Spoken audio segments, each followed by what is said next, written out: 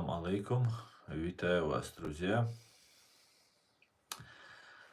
Витаю вас, друзья.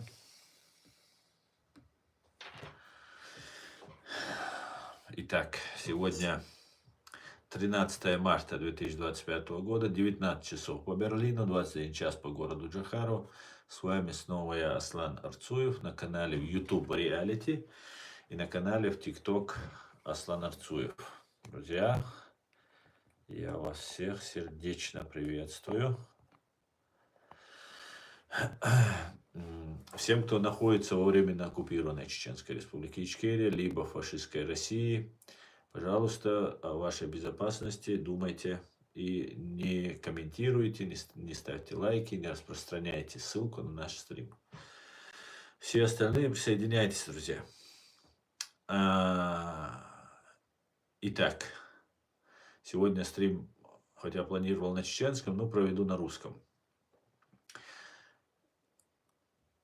И начну, как обычно, сообщение от Генерального штаба Вооруженных сил Украины. Это самый лучший индикатор ситуации, которая происходит сейчас на русско-украинском театре военных действий. За прошедшие сутки уничтожено и ранено 1200 российских бандитов, 1 танк уничтожен, 2 боевые бронированные машины, 19 артиллерийских систем, 71 БПЛА, 81 автомобильная техника и цистерны. Слава Украине, слава ЗСУ. Валейк салам, Шамиль. Друзья, я вас всех приветствую. Так, следующее,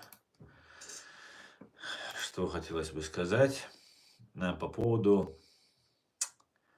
затягивания Трампа, Путиным.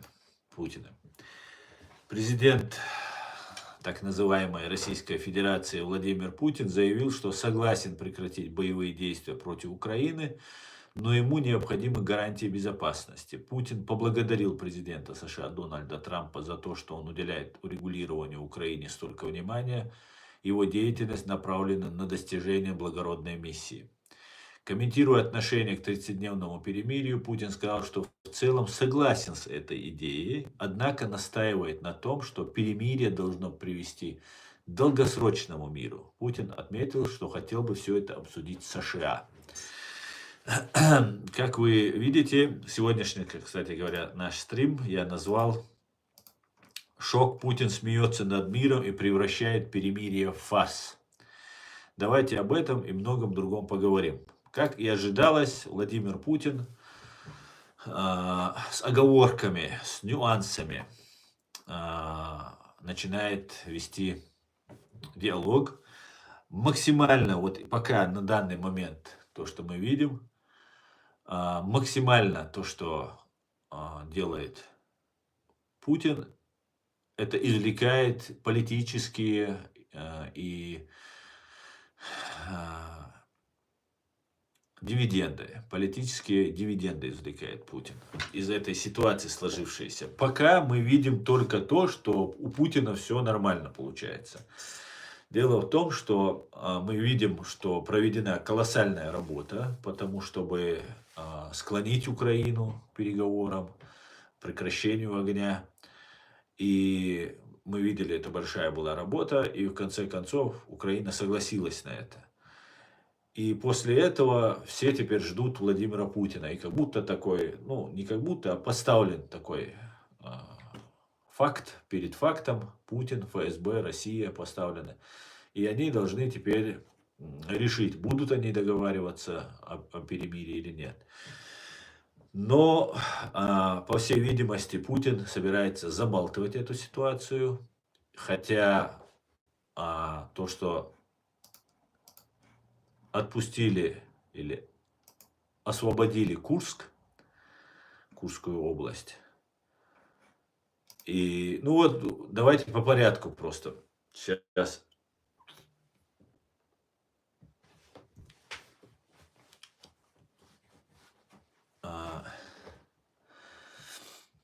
Друзья, вот снова, как только мой стрим начинается, вот эти российские работнички и их прихлебатели начинают сразу писать комментарии здесь разные всякие. Поэтому не обращайте внимания, это их задача, чтобы как можно максимально отвлекать наш стрим и представлять чеченцев антисемитами. Что не соответствует действительности, потому что я чеченец, и я человек, который открыто своим лицом сидит, с именем, с фамилией, как на рентгене, просвеченный насквозь на протяжении последних 6 лет, а я думаю и 26 лет. Это российские тролли, которые пишут. Поэтому не обращайте внимания, я пока не буду тоже на них обращать внимание. Давайте поговорим о ситуации, которая разворачивается. Сегодня мной был написан короткий небольшой текст, и давайте я его зачитаю, чтобы было понятно,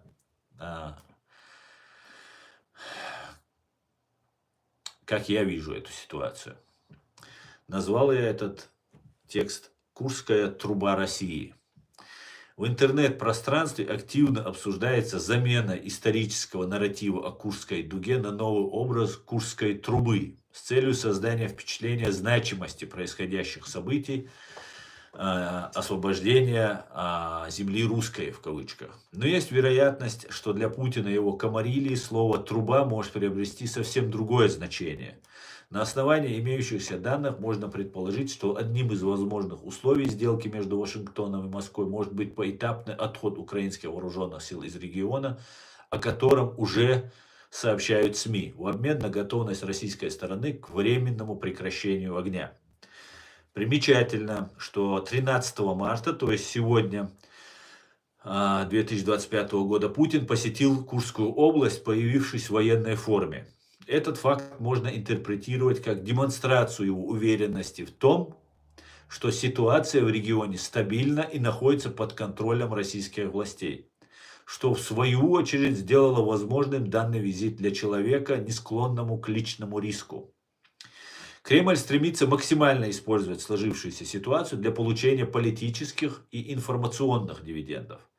Визит Путина в военной форме, а также видеопубликация путинского командира Ахмата о прорыве через Курскую трубу, очевидно, являются частью скоординированной информационной кампании, направленной на усиление внутриполитической поддержки и создание образа успешного освобождения оккупированных территорий лично Путиным. Вместе с тем, нельзя исключать альтернативный сценарий, при котором текущее поведение российской стороны является тактическим маневром. Такой шаг мог позволить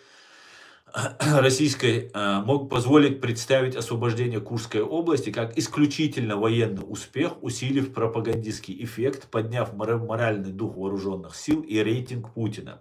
Этот сценарий может быть особенно актуален в контексте предполагаемого ввода западных войск в Украину, который, вероятно, произойдет независимо от позиции России по вопросу перемирия. Аслан Арцуев, Human Rights Center Ичкерия, 13 марта 2025 года. Друзья, как и ожидалось, скорее всего, Путин не отвергает план перемирия, как мы сейчас читали. Это была цитата от «Голоса Америки», где Путин говорит, что он как бы согласен на перемирие, но ему нужна долгосрочная гарантия долгосрочного мира. И идут нюансы, идут забалтывания. На мой взгляд, идет забалтывание. И так будет продолжаться. И то, что он вчера еще во время своего стрима, я сказал, что скорее всего,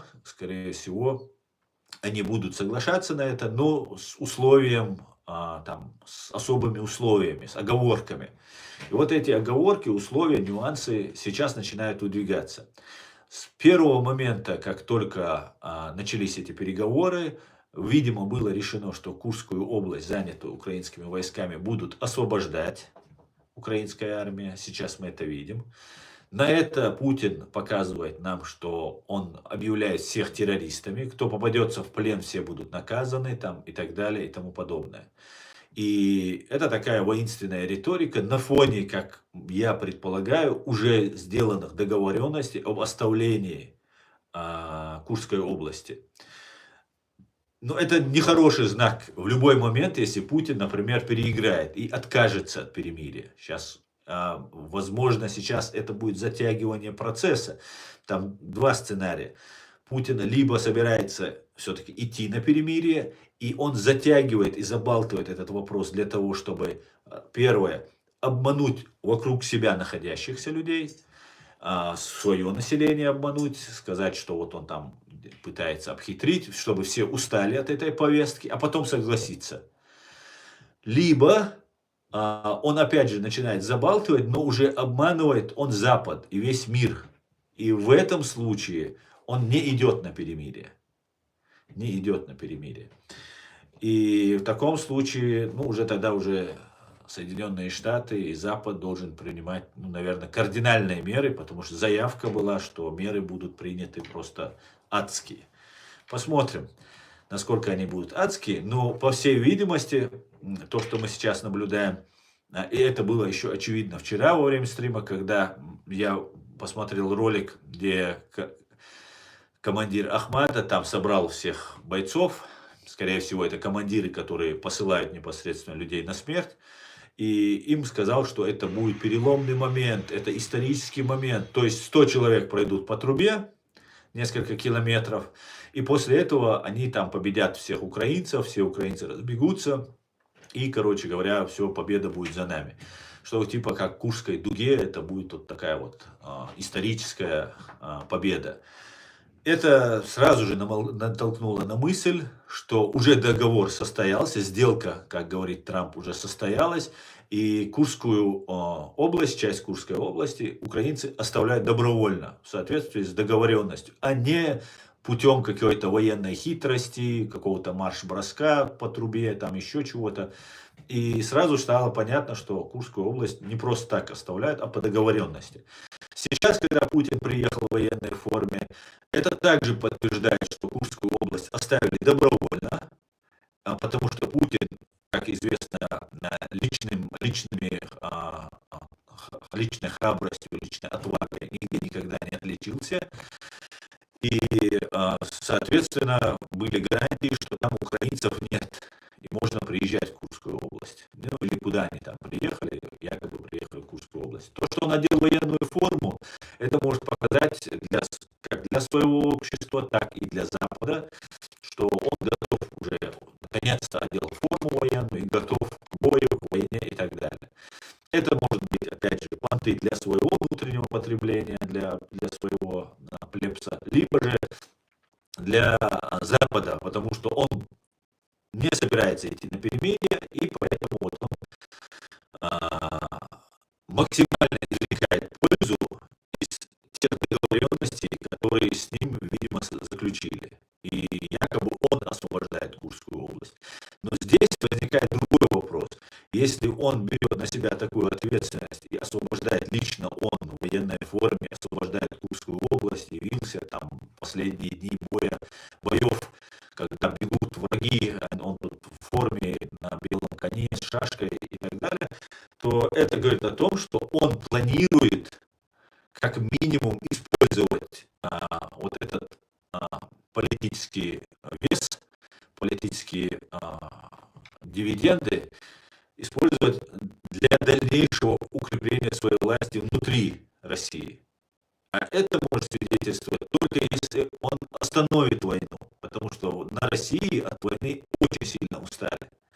И этот момент, вот украинцы устали, говорят, и так далее, бесспорно устали все, но россияне устали, наверное, кратно больше, чем украинцы, потому что они даже не понимают, за что они воюют. Они абсолютно не понимают, за что воюют, но только за деньги, потому что они платят деньги. Поэтому вот такая вот сегодня ситуация. Я опять же склонен, как и вчера, как и месяц назад, когда писал вот эти два сценария, ультиматум веков, да, по-моему, он назывался этот текст, что, скорее всего, перемирие будет, как и месяц назад я говорил, с оговорками. Оговорки уже появляются, что нужно долгосрочный мир там, и так далее, и так далее. И будем сейчас наблюдать. Это, скорее всего, может какое-то время занять. Если он играет для внутреннего потребления, спектакль Путин, то в таком случае это может занять и неделю, и две.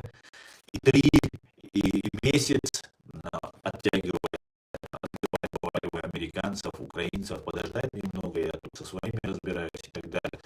Но будем наблюдать, как говорится. Будем наблюдать. Будем наблюдать.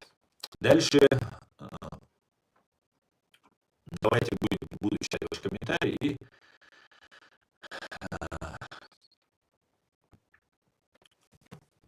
вот, дальше поговорим.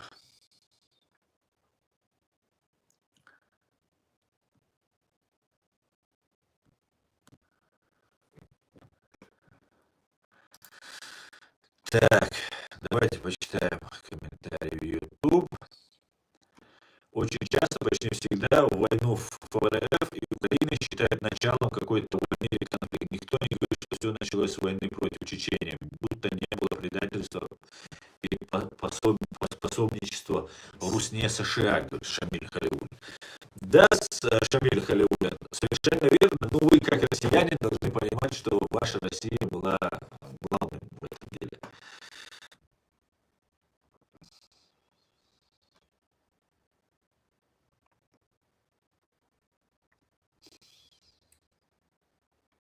Алейкум, ассаламу алейкум. Осман. Так, является они учить свободе Украины, независимости Чечни. Ну, посмотрим.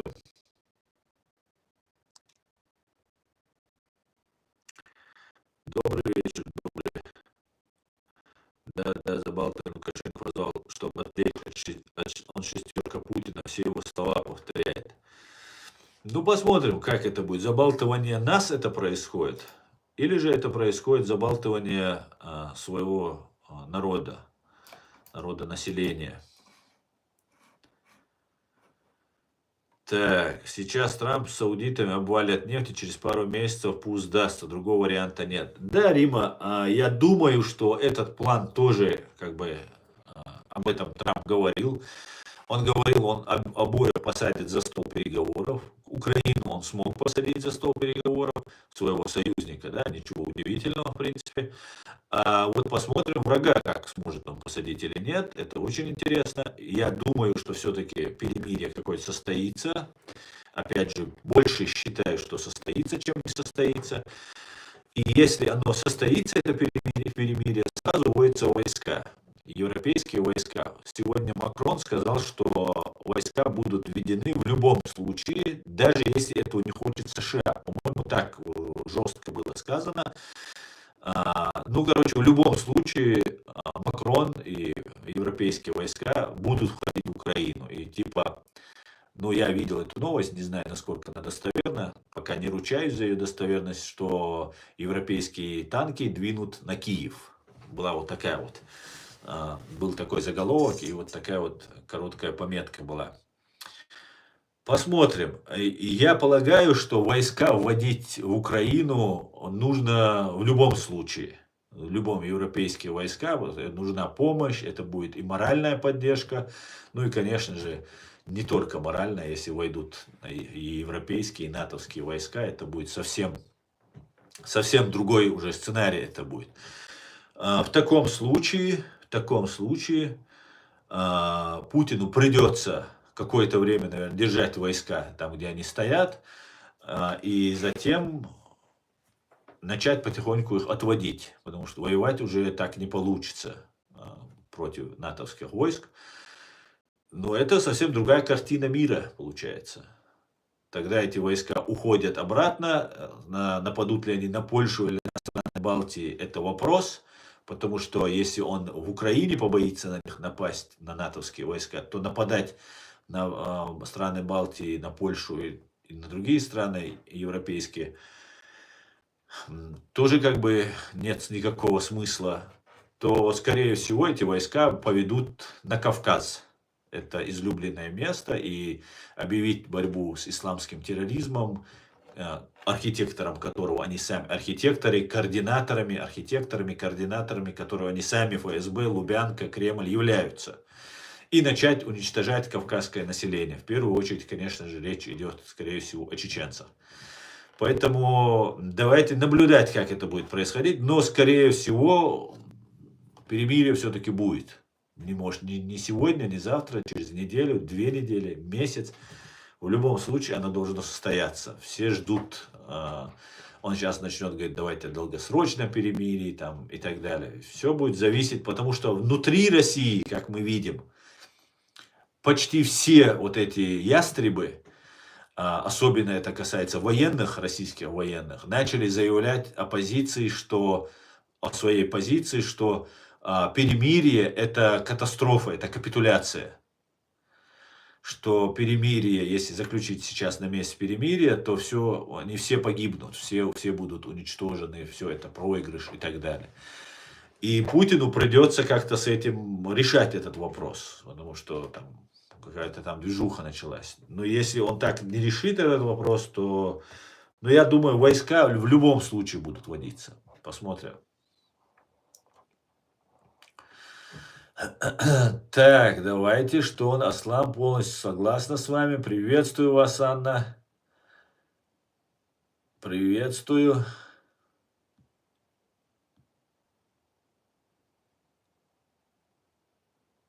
Думаю, РФ общество заболтает. Ну, скорее всего, я тоже так думаю. Не только общество, как мы понимаем, как такового его не существует на России.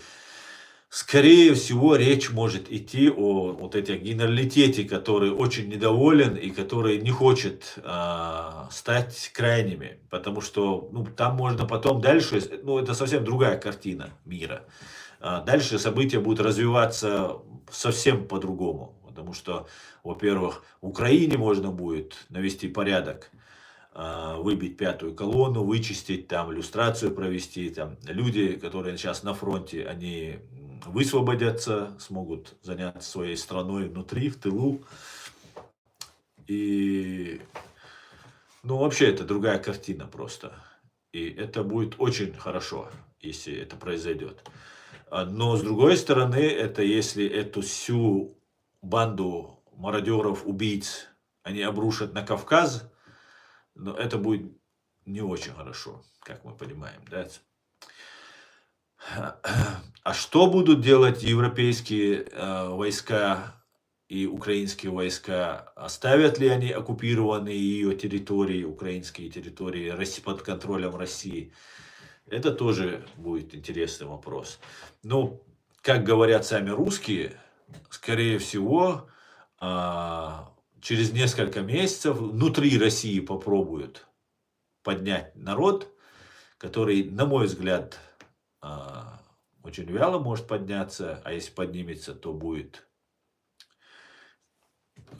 просто забомбардирован, если это необходимо. Просто бомбардировки, как Украину бомбили, также могут бомбить и свои города, и любые свои территории. И как украинцы воевать никто против них, конечно, не будет на России. Поэтому посмотрим, может закроются, может быть Украина сделает с европейскими государствами бросок на Москву, может освободить свою территорию, посмотрим.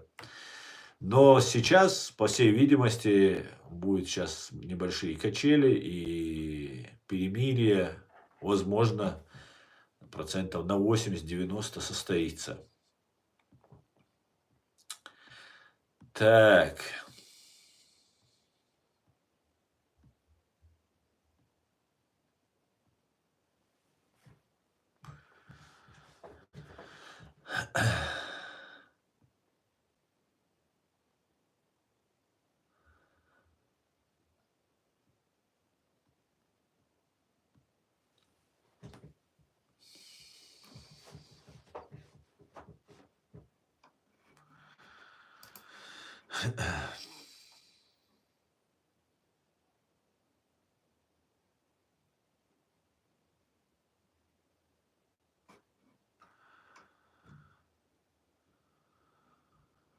Путин рисковать не будет никогда, чтобы идти на Курск. Он знал, что там нету, что их там нет, и они ушли просто. Да, я тоже так думаю, Эркин.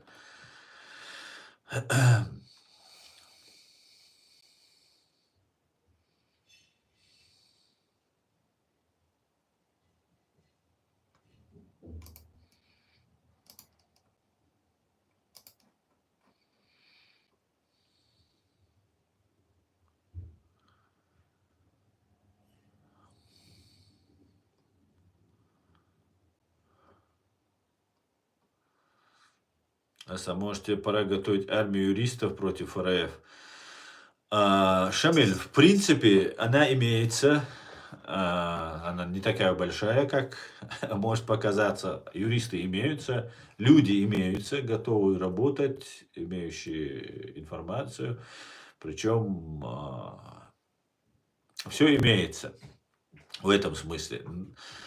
Но посмотрим, еще не конец, как говорится, истории.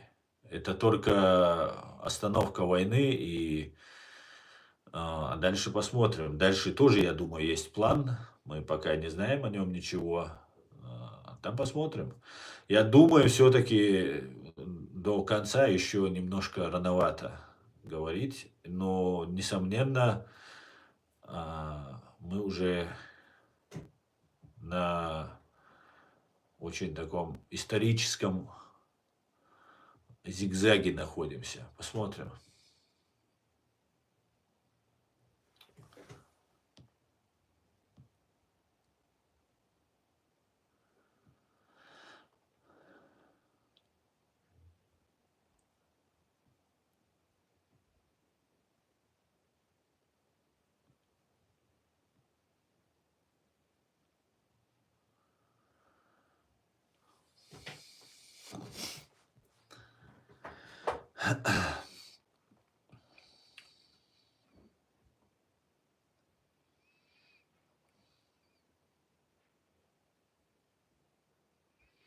Куда пойдут войска?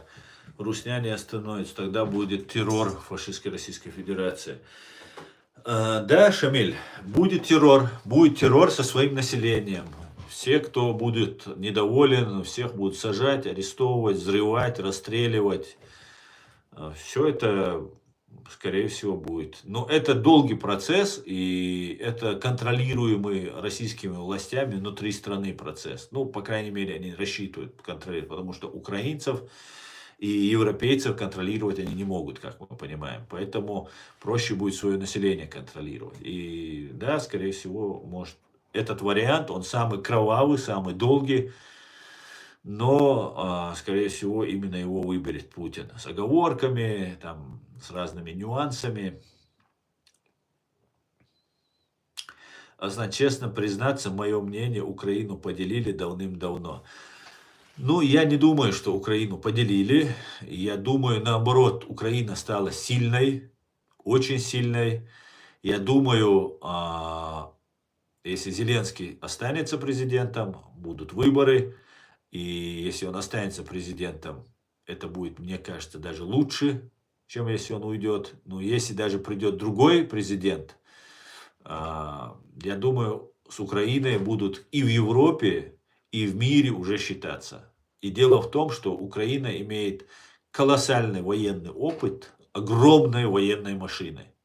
Не просто отдельных бойцов, отдельных подразделений, а современной большой военной армии. И это дорогого, я вам скажу, стоит. Европа, Украина может стать,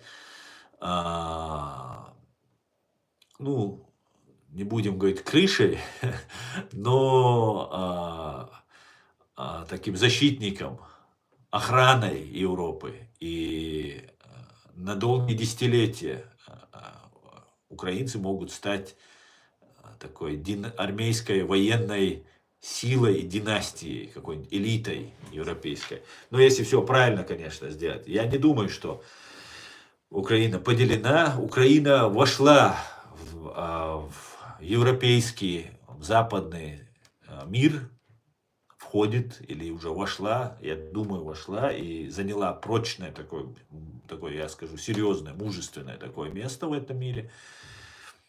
И это очень важно. Безопасность всегда в Европе, в мире, везде, где человеческая жизнь имеет значение, ценится. И украинцы могут предоставить им такую возможность, такую защиту. Посмотрим. Но вопрос России еще не решен. Россию, если оставить в покое, она залежит рано и пойдет заново. Она сперва уничтожит внутри себя население, еще сильнее, еще отмороженных поднимет во власть наверх и оттуда начнет дальше грозить. Хотя куда еще отмороженней, но как говорится, совершенству нет предела, да.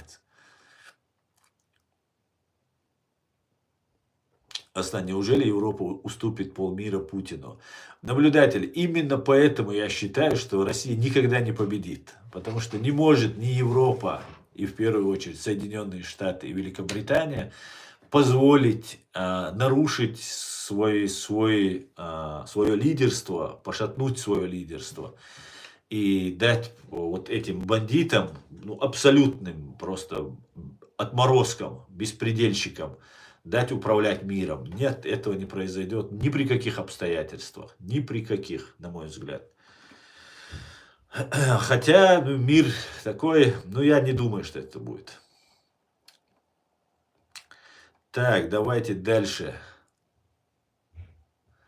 Вам завидно, это давно понятно. Говорит, божественное, приветствую вас. Знаете, это все пишут тролли. Только стрим начинается, они заходят и начинают атаковать. Не обращайте внимания. Наоборот, обратите внимание, какое внимание они нам уделяют. Обратите внимание. Понимаете? И им нужно, чтобы мы отвлекались от темы, чтобы показать, что чеченцы антисемиты. Это самые настоящие тролли. Вот только стрим начинается, прибежали, заняли позицию и давай. Вот такие они вот. Это говорит о том, что на нас вот тратят время, деньги. Видите? Значит, не зря едим свой хлеб, как говорится.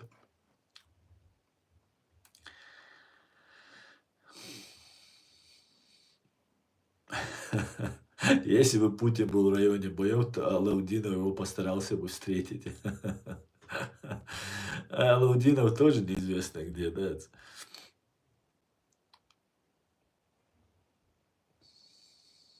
Россия очень сильный стратег, и нельзя говорить, что Россия не рассчитала все возможные ходы.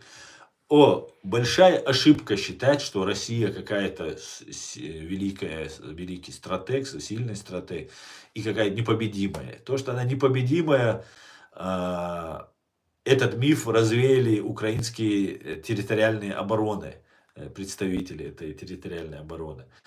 То, что они невеликие и не сильные стратеги, говорит о том, как их за пятачок поймали в Украине. Как они шли, их подпустили, а потом раз, и все. Поэтому ничего, да, они просчитывают, у них есть на это возможности, есть люди, кто этим занимается. Но, как мы видим, Россия потерпела стратегическое поражение, вступив в войну против Украины. Это уже с первых дней понятно, что она проиграла. Она никогда не выиграет эту войну. Никто в этом мире не даст ей выиграть эту войну. Здесь столько сделано, столько в мире уже изменилось, столько денег туда вложено, что никто ни при каких обстоятельствах теперь уже заднюю не даст. Понимаете? Никто никогда, ни при каких условиях. Поэтому Россия, да, большая страна, Россия вероломная страна, российские спецслужбы, такие как КГБ, это очень старые, опытные и везде проникающие, абсолютно аморальные, беспринципные спецслужбы, которые проникли во многие страны. И умеют они действовать, на самом деле, вот в этом смысле, где-то завербовать, где-то обмануть, где-то подлость сделать. В этом они специалисты, в этом спору нет. Но на большее они ни на что не способны. И когда все плохо, вот эти спецслужбы начинают всех сбрасывать как балласт. И есть такая у меня догадка, что Путин сливает всех и вся. И уже давно, и не только вот сейчас это произошло. Вот с этим перемирием, вероятно, произошло.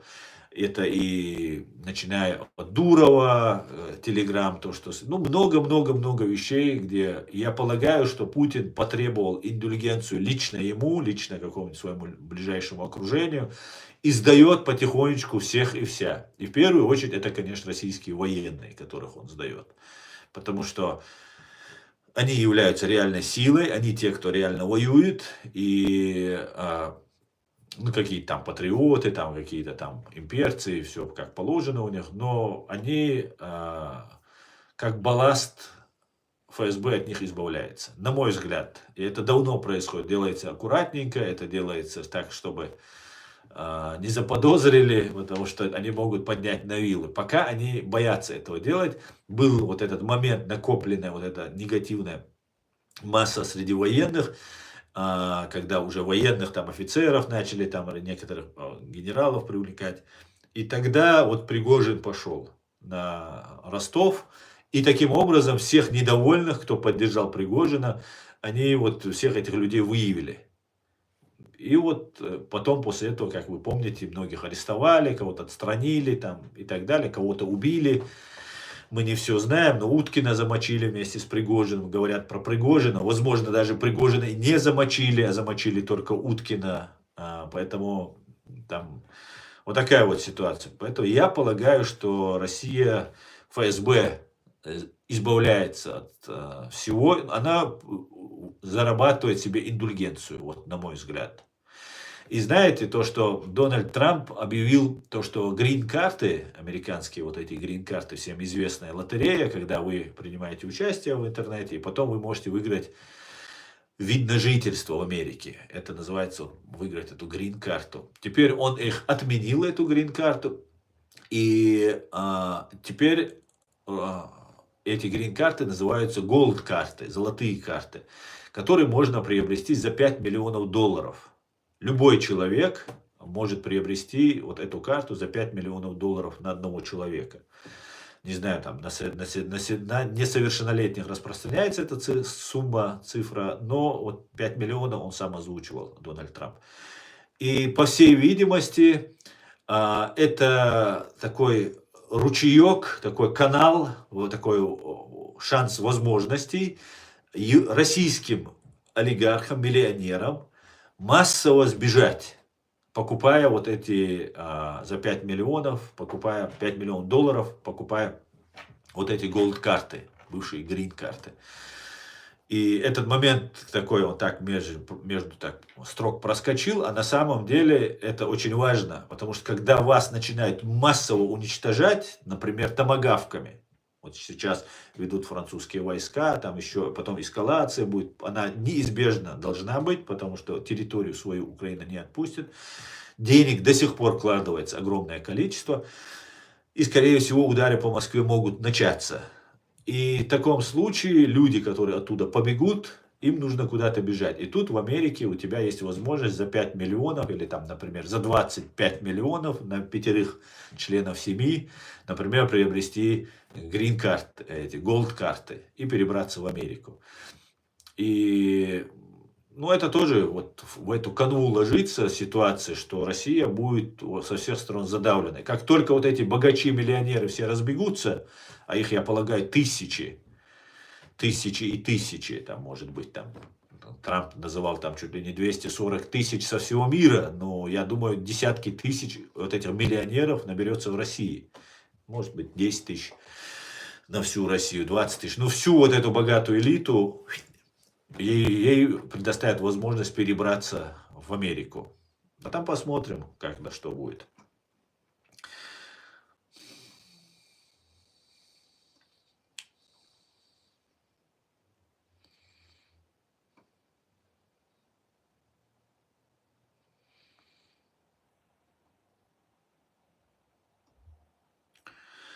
Чтобы что-то делить, надо это иметь. А Рашка от Украины имеет только люлей. Конечно, ибупрофен. То, что... Витаю, Бавонятка. Салам, дорогая. То, что кто-то там пытается там представить сейчас Украину слабую, бегущую в Курске, там, 3-10, это далеко не так, на мой взгляд. У меня нет никакой инсайдерской информации от Генерального штаба Сбройных сил Украины, но я могу сказать, что такой опыт, который украинцы приобретают на этой войне, столько денег туда, вооружение вкладывается, что и какая-то тишина такая подозрительная. Никаких украинских понтов мы не видим, там, что мы, там, у нас суперармии, там, это все как бы тишина такая сплошная. Обратили внимание? Там отдельно бойцов нам показывают, там, особенно некоторых показывают уже погибших некоторых бойцов, там, или таких штурмовиков, там, пацанов показывают. А вот массово нам это ничего не показывается. Это, вот, значит, тотально секретно это все. Это говорит о том, что, значит, есть что скрывать, если это не понтуется. Обычно понтуются те, у кого ничего нет. А у кого очень сильно все, наоборот, делают вид, что у них этого нет.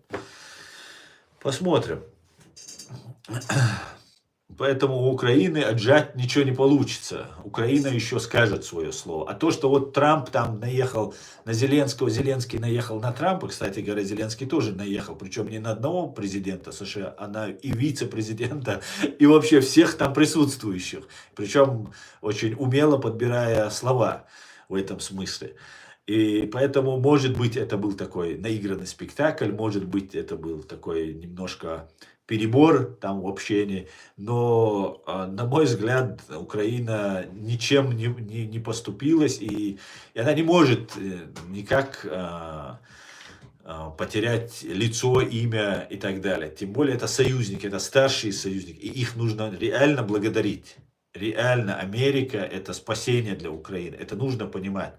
И даже если какие-то вещи мы не понимаем, сразу плеваться, обзываться, оскорблять там не стоит, потому что у Америки, у Трампа есть свои избиратели, ему нужно не только на Россию повлиять, не только с Украиной как-то сделать, не только победить вот в этой во всей теме, но еще и нужно своих избирателей как-то задобрить, показать, что Трамп крутой, что, видите, Зеленский там приезжает, тут там миллиарды стрижет, а, видимо, Россия вот эти нарративы распространяет. Ведь там ведь с приходом Трампа много российских нарративов просто уничтожено.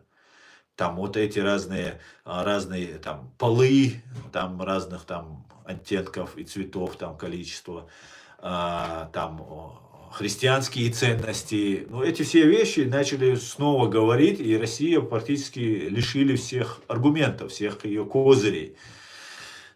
И тут же был нарратив, что приезжает Зеленский, забирает у старого Байдена миллиарды, и, короче говоря, там коррупция, это тоже правда. Ложь и пропаганда российская, она строится же не на голой лжи, а там немножко присутствует и правда. И этим эта ложь страшна, что искажается правда, не выдумается абсолютная ложь. Поэтому в этом смысле, мне кажется, все идет так, как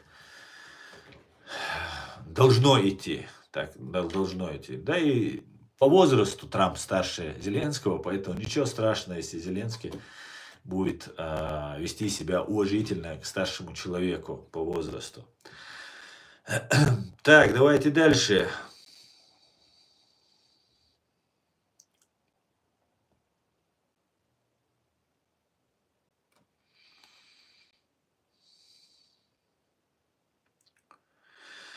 Жду смерти России. Чуйка меня еще не подводила. Сколько баянов и барабанов порвем. Вот это не могу представить. Скоро, 10 лет назад предрекалось, что 24 год — это почти конец Раши.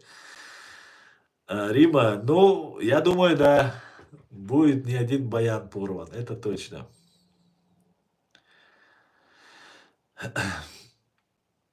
Аслан, ну посмотри, что они творят в Сирии с 2012 года. И до сих пор российские войска не уходят из Сирии, никто их не гонит оттуда. Ну, что произошло в Сирии? Кстати говоря, я про этого сказал, про Дурова, про Телеграм, а про Сирию-то самый главный же момент был. Сирию-то сдали, Асада же эвакуировали, ну или вывезли насильно, и армии приказали не сопротивляться. Значит, сдача была, договорняк был. Поэтому что в Сирии случилось? Все нормально. В Сирии сейчас на базе своей сидят российские военные, и ну, заперты они в заложниках. Их в любой момент можно начать уничтожать, и никуда они не денутся. И Россия вынуждена будет соглашаться. Там ведь много чего еще есть, кроме непосредственно вот этих бандитов. Там Сирия была главным хабом по переброске оружия, по продаже оружия на Ближний Восток, да и во всем мире. Через Сирию в основном шло оружие на Ближний Восток и так далее. Поэтому посмотрим.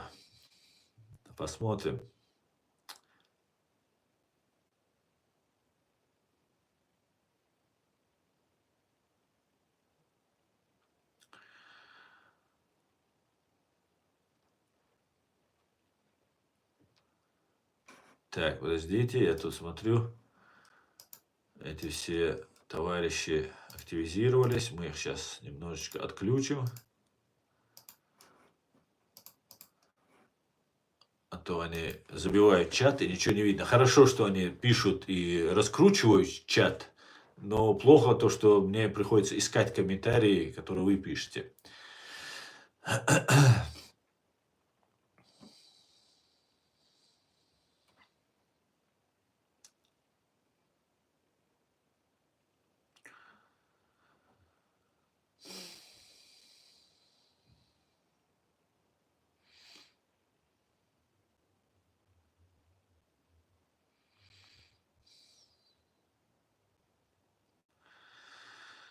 Совершенно верно.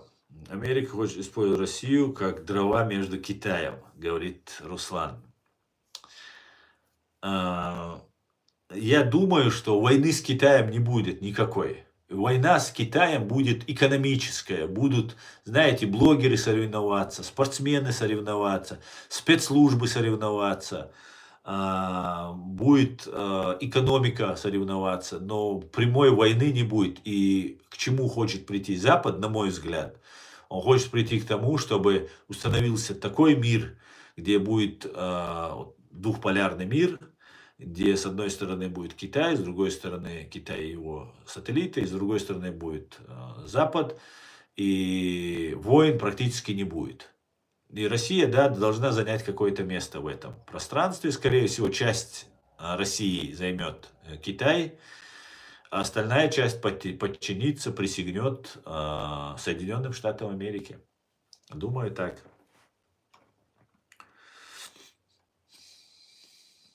Как обычно, новый русский царек упадет на колени перед США, скинет руки к небу и воскликнет: «Господи, благослови Америку».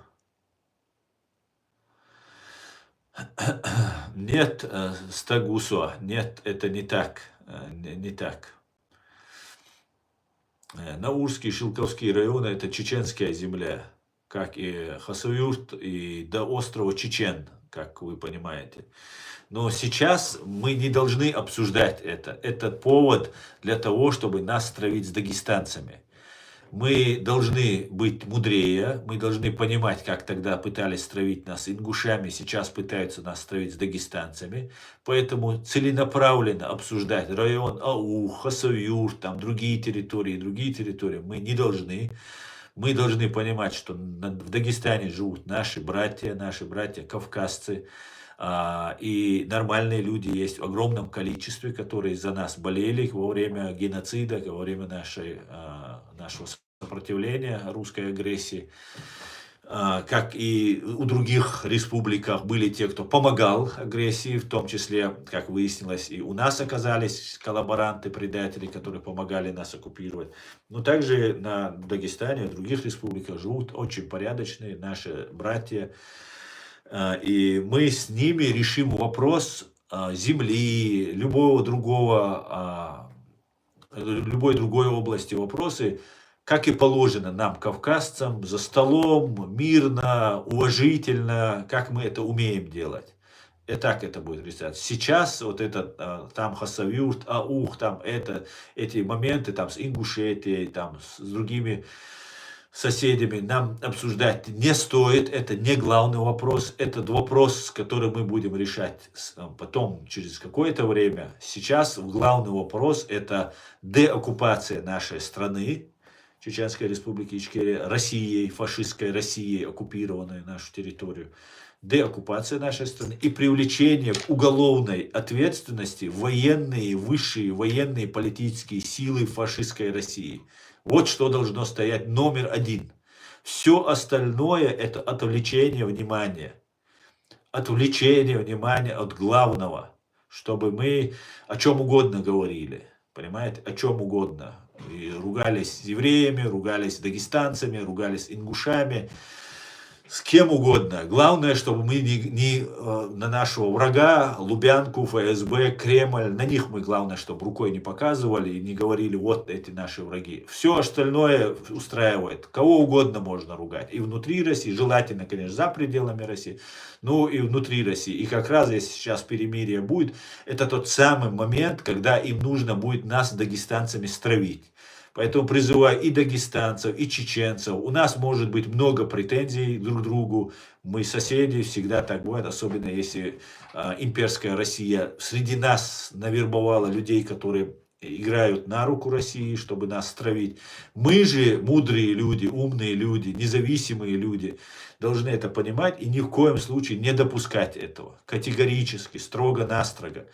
Главная задача — это деоккупация нашей страны и привлечение к уголовной ответственности высшие военные и политические силы фашистской России. Вот наша задача. Все остальное второстепенно, третьестепенно и так далее.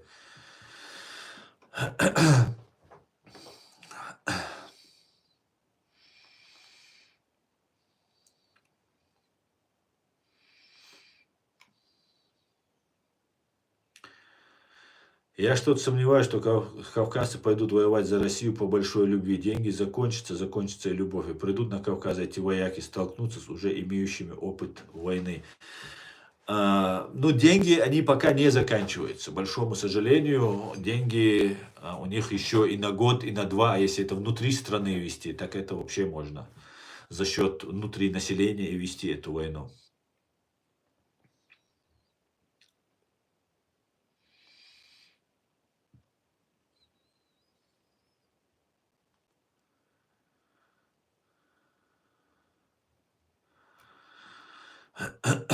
Аслан, может, все-таки уберешь флаг Израиля с фона? Боты много всякого говорят в комментариях. Вот ты, видишь, задавал вопрос, отвлекающий от темы. Теперь ты опять за этот флаг, как и они говорят. Так если боты об этом говорят, значит, мы все делаем правильно. Понимаешь? Если он им мешает, значит, мы сделаем правильно. А какой толк делать то, что им нравится? Им угождать им? Нет, мы этого не должны делать. Плюс для меня важно в данной ситуации показать солидарность с Израилем, с евреями, что мы не враги им, что мы не нападаем на их посольства, синагоги, на отдельных людей. И это очень важно в данном этапе времени. Это даже не столько им важно, евреям, сколько нам это важно. Показать, что есть другая точка зрения, а не ту, которую навязывают. Вот как ты видишь, вот эти все пишут. Навязывают. Нам ничего не навяжут. Понимаете? Ва алейкум салам, гламур. Машува, шавик. Там не только боты, там молодые, малодумающие тоже. Да, ну это как в том анекдоте, где в фильме было. Все побежали, и я побежал. Видят все, пишут, о, мне тоже надо написать.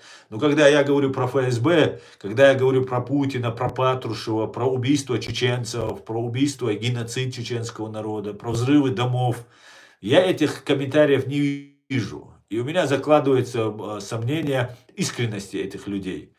Или это необразованные юнцы, молодые там, или же это тролли. Другого объяснения нет.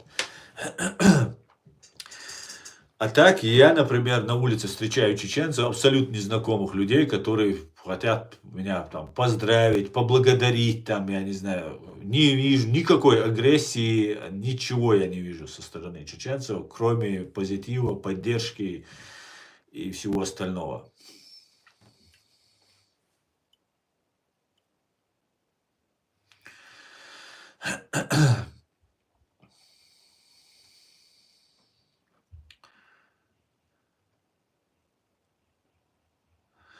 Сирию отдали Эрдогану.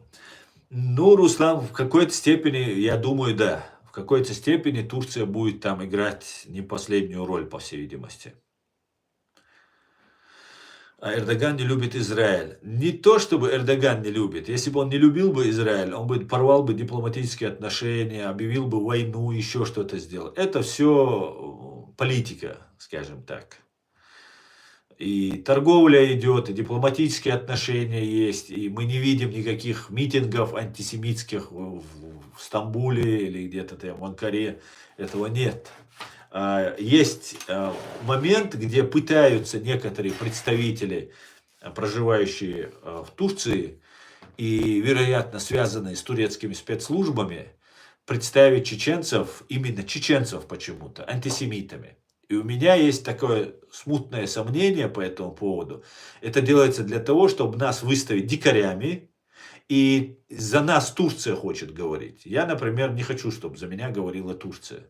Я могу сам свою позицию выразить и ее сказать. Поэтому при всем уважении к турецкому народу, опять же, это каждый раз нужно подчеркнуть, ничего плохого против турецкого народа не имею, только хорошее. Но вот политика, имперская политика Турции, когда касается моего народа, она меня не устраивает в некоторых аспектах.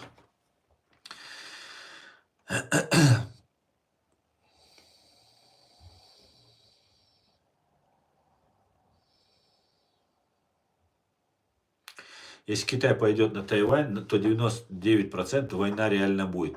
Рима, я не думаю, что Китай пойдет на Тайвань. Я думаю, что война, скорее всего, будет вокруг или в Иране. Скорее всего. Они так сильно хотят антисемитизм среди чеченцев и кавказцев. Да, совершенно верно, да. Они этого хотят, и мы вот видим свидетели. Аслан также полный вперед гламур. Хамел дать.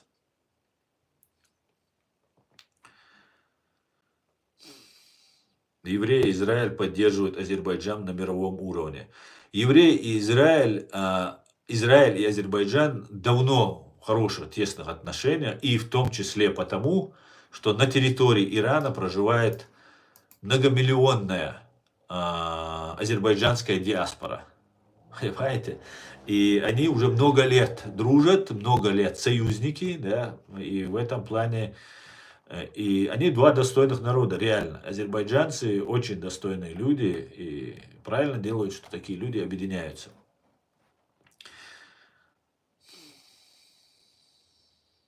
Все имамы на Кавказе проповедуют антисемитизм, поэтому есть последователи этой ФСБшной кампании против евреев. Абсолютно точно, Рима, вы сказали. Все имамы являются агентами ФСБ, КГБ СССР и сейчас ФСБ. Всегда так было, с начала окончания, конца Второй мировой войны, как только они ислам запретили полностью, и христианство, все они тогда закрепили, потом начали разрешать, и тогда только КГБшники были, и все они антисемиты, да, это государственная политика России.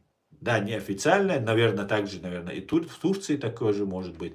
Но такого антисемитизма, как Россия, его ее недрах, КГБ создавались разные нарративы, разные клише, разные вот эти моменты. Я очень много раньше просто сам слышал и задавался вопросом, а вдруг правда это так?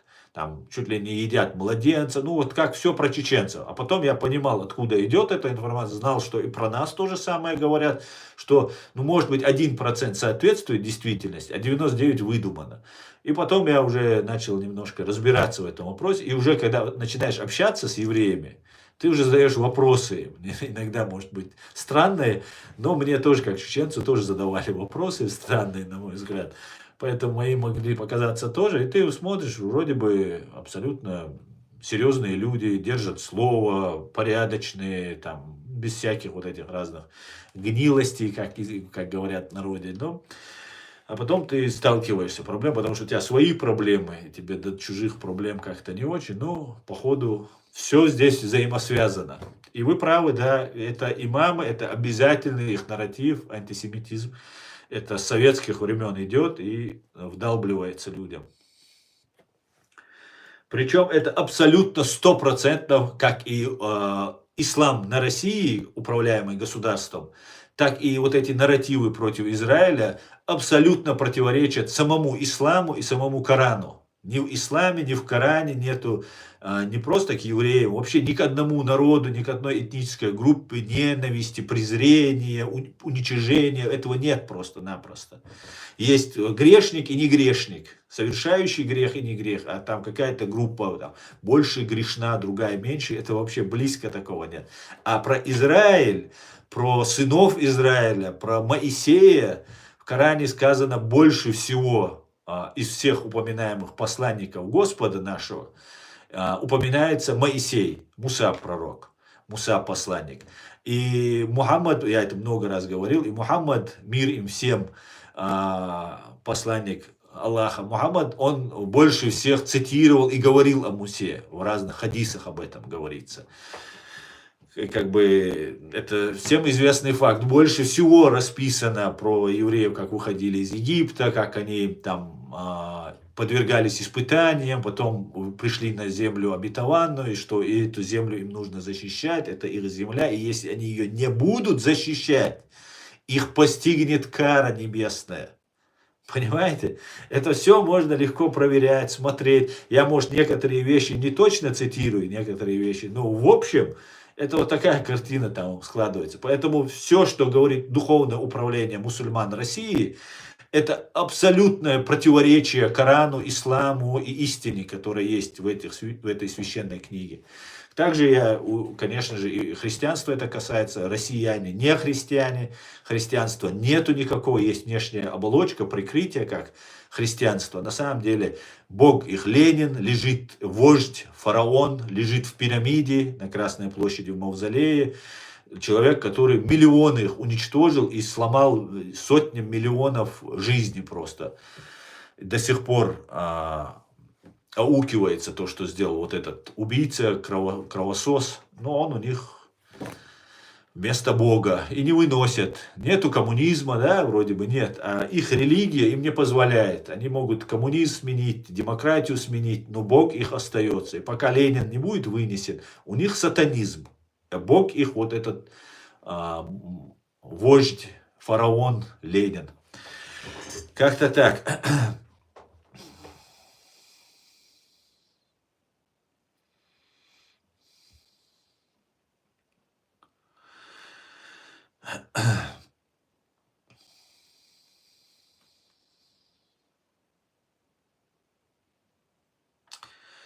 YouTube столько видео СССР антисемитизма, пропаганда с 1960 по сей день. Да, совершенно верно, совершенно верно. Есть, там были специальные кружки, антисемитские там комиссии, антисионистские там, ну там бред, короче, собачий просто был и есть. Просто сейчас они стесняются, они сейчас изображают из себя, но у них ни один офицер не может быть русским офицером, если он не антисемит, не чеченофоб и не американофоб. Это обязательные 3 условия. Сейчас Украина добавляется, но они про Украину лицемерят, что мы братья там и так далее. Конечно, братья, это очень показателен их проповедник, их идеолог, так называемый фашист Дугин, который говорил убивать, убивать и убивать, как профессор вам это говорю. А затем он говорил, что украинцы и братья, мы их любим там и так далее. Определитесь, убивать или любить. Ассаламу алейкум. У тебя есть какой-то сайт? Конечно, есть. Алейкум. Спасибо, друзья, всем за подарки, друзья. Спасибо, спасибо, спасибо. Кому не сказал, говорю спасибо.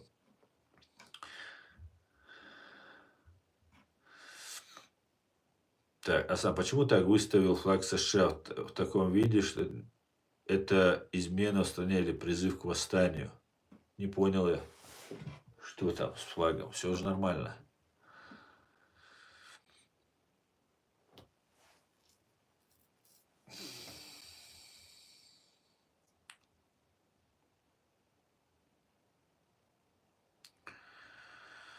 У вас логично выстроенные мысли, голова ясная, вы будете мудрым в почтенном возрасте. Спасибо, Рима, но я уже практически в почтенном возрасте. Приветствую, Андрей, тебя, брат, приветствую. Скажи, где найти, пожалуйста. Ну, найти вы можете, например, на этом же TikTok-канале, там есть и мой WhatsApp есть, и моя ссылка на мой YouTube-канал есть. А на YouTube-канале вы найдете просто все, что вас интересует. Все мои социальные сети, X, ну и все остальное, Facebook и сайт в том числе. Сайт сейчас у нас, правда, в процессе модернизации идет, ну а так все будет. Все есть, имеется в виду. Любовь в русских бескорыстна. Да, хорошая шутка.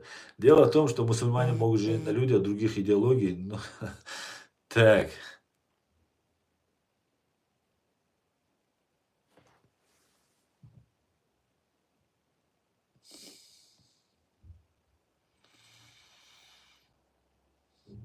Да, сегодня много Рэббл. Защитник Ленина. Да.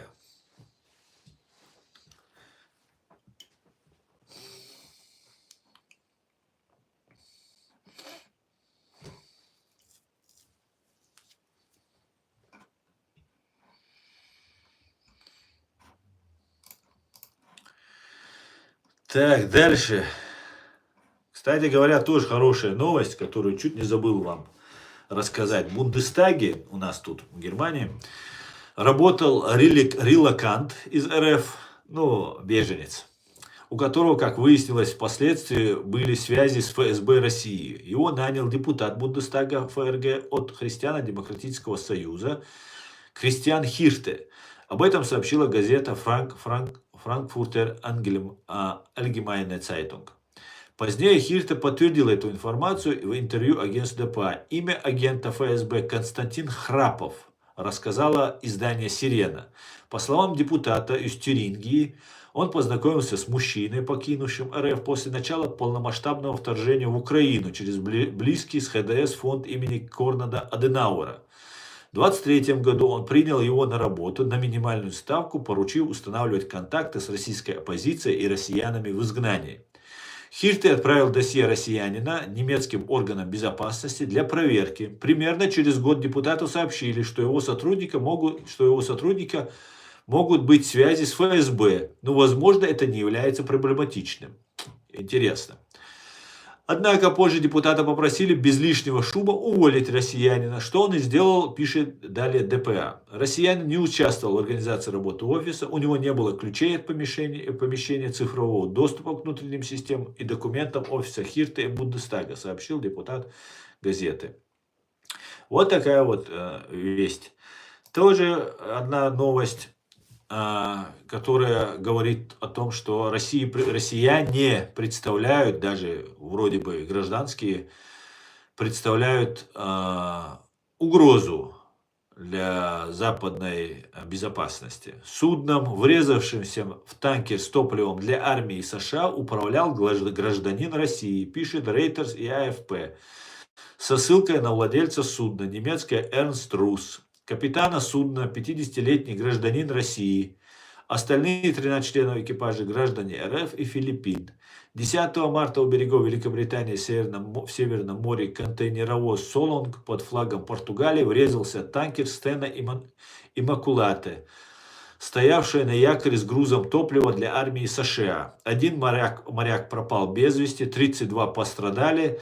На «Солонг» начался пожар. Часть топлива из «Стена Иммакулате» вылилась в море. Капитан контейнеровоза взят под стражу. То есть российский террорист арестован. Это самый настоящий, еще, конечно, следствию предстоит установить, но если связь будет доказана и доказано, что совершено умышленно, самый настоящий теракт, в чем, в принципе, можно уже не сомневаться. Так, что еще? Давайте, что говорит нам Дональд Трамп. Президент США Дональд Трамп заявил, что его специальный посланник Стив Витков ведет переговоры с Россией о прекращении войны в Украине. «Надеюсь, они поступят правильно», сказал Трамп журналистам во время встречи в овальном кабинете с генеральным секретарем НАТО Марком Рютте. Трамп также заметил, что НАТО стало гораздо сильнее благодаря его усилиям, с чем, в принципе, трудно поспорить.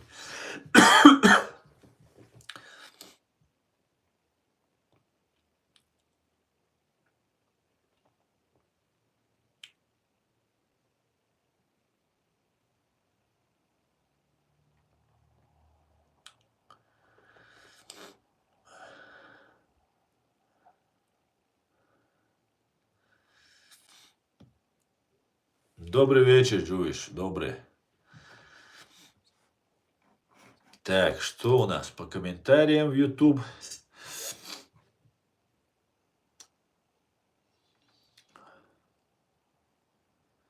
Основной флаг США всегда бывает в таком виде. Если синий прямоугольник со звезд должен находиться в правом углу, другие выставления флага могут обозначать тревога, измена, катастрофа. Да? Но в принципе, как ты его показываешь на твоей картинке, он у меня так и висит. Понимаешь? Может, у тебя, ну так и висит, у тебя точно так же ты мне его показываешь. Вот если смотреть на твою картинку, которую ты выложил с флагом, где с левой стороны получается звезды, то если повернуться к нему, то с левой стороны звезды. Все правильно. Ни один американец до тебя не говорил мне, что неправильно висит.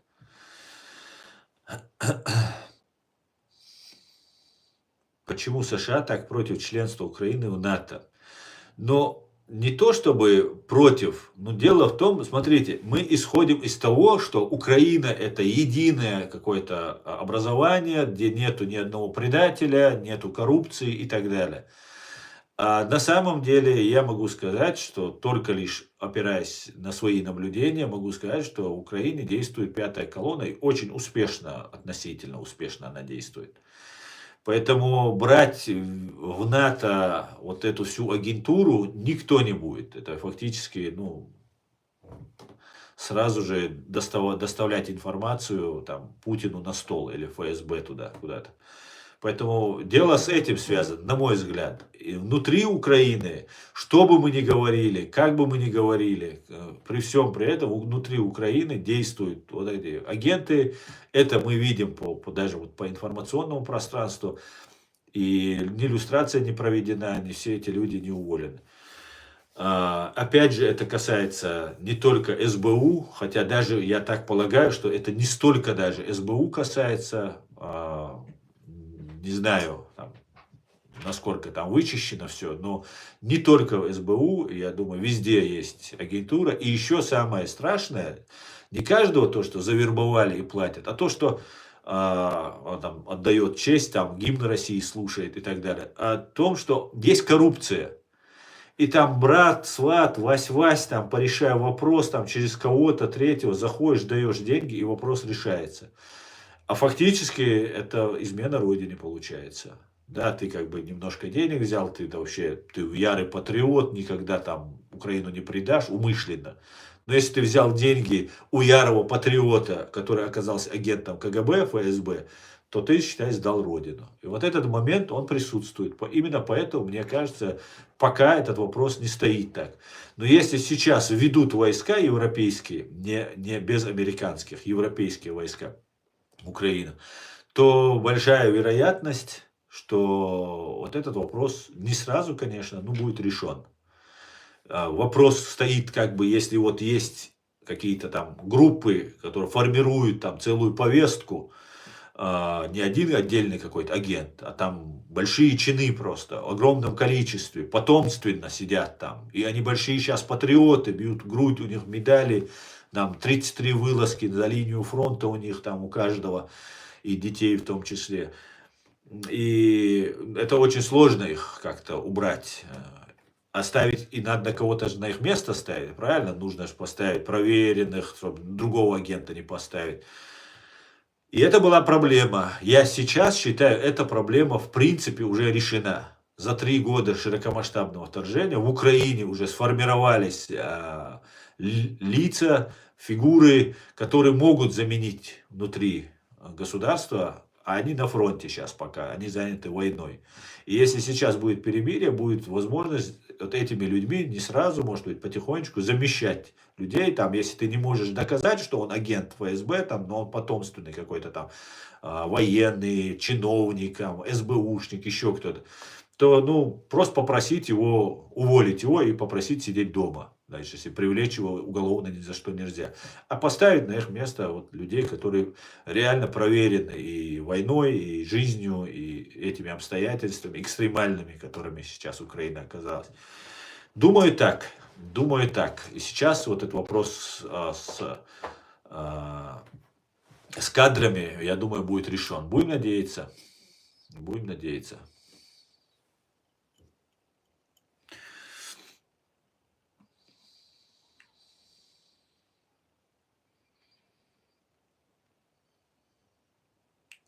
Маш, ва алейкум ассалам, шаране, дейлер салам, маш, улхо, маш.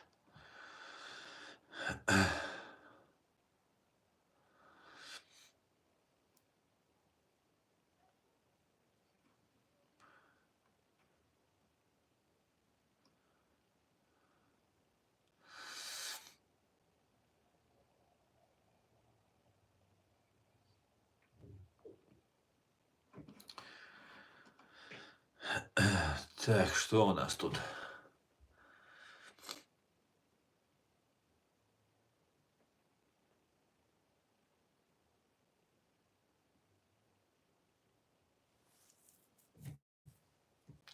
Роман Марнаш халам дацбо. Роман Умбара. Халца кобласа Марнаш бодедич. Все нормально.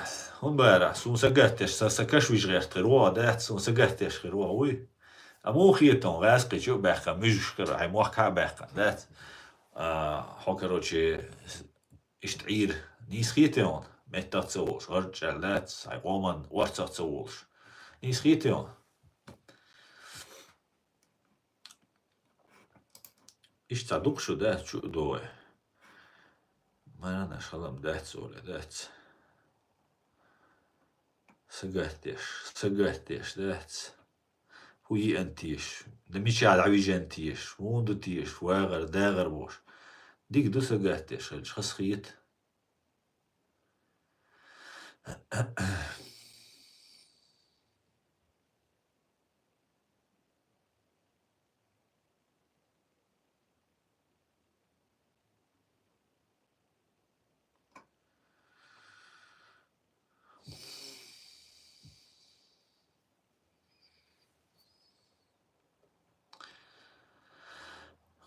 Просто стоит взять журналиста Украины, чтобы понять, сколько агентов России в Украине.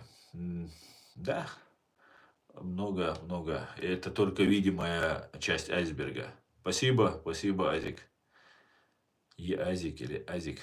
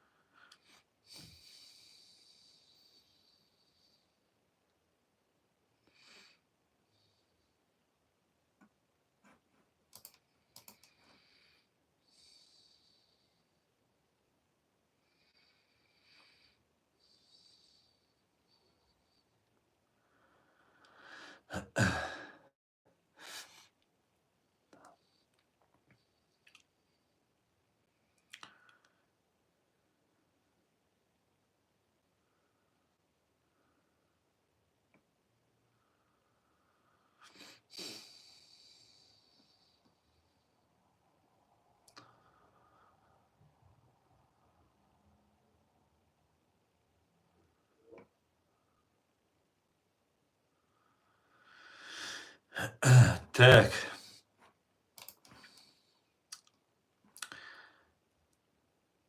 Перемирия не будет. Путло специально выставляет такие требования, на какие Украина не согласится.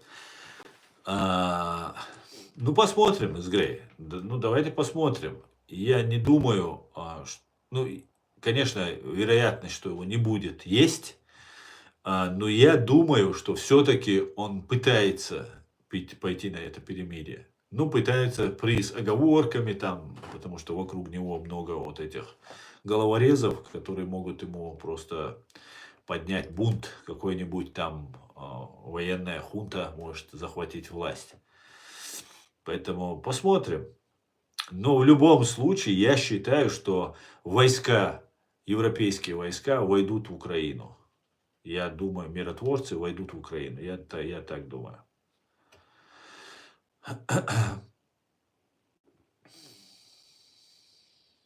Ну, чтобы быть журналистом-миллионником, достаточно запустить ботафермы. Да, Шамиль, это так и делается. Раскручиваются разные Невзоровы, Фейгины и так далее. И да, это так делается. Да.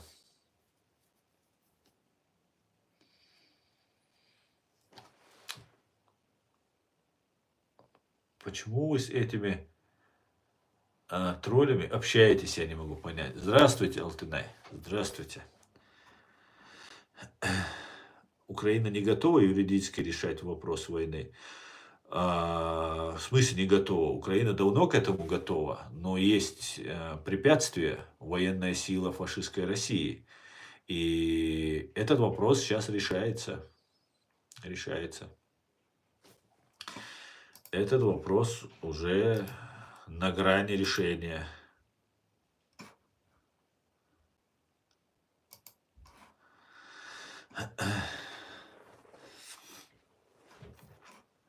Да, я здесь забыл поставить вопросительный знак. Смеется над миром и превращает перемирие в фарс. Давайте так это назовем.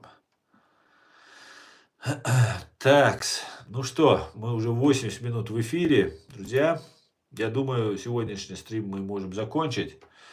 Я, в принципе, хотел сказать основную мысль о том, что Россия заигрывает, забалтывает.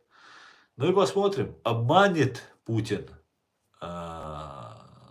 Трампа и Запад, и Украину, или не обманет. Давайте будем за этим наблюдать. Всего самого хорошего. Все будет Ичкерия. Слава Украине.